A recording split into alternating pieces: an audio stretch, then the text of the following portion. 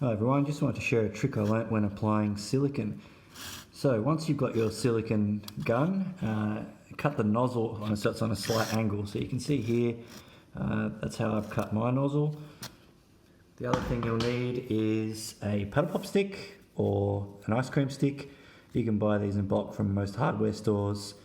The only difference with this one is it lets me do either a finer bead or a kind of a more rounded bead. And the last thing you'll need is a silicone smoothing agent. So what this is really just detergent and water. I've heard you can also do the same with glass cleaner. And the key though is that you have a spray nozzle, and this allows it to spray as a fine mist.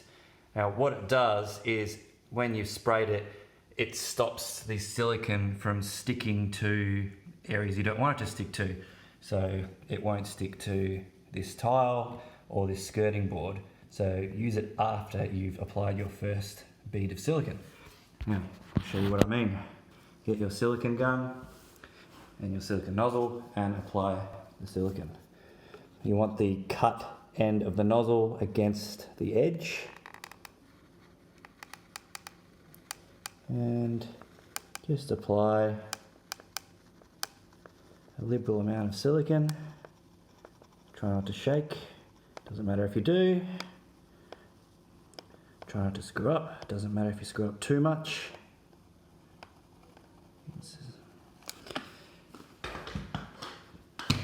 So you can see, that's kind of roughly how I've applied it for the moment. You can actually see if I can get the camera in focus.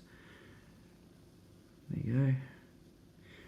Then get the spray. You don't actually want the silicone in any area outside.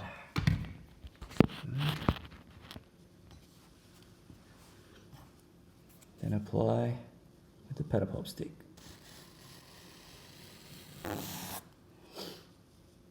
You'll see that this will just literally come right off and you'll have a nice smooth joint.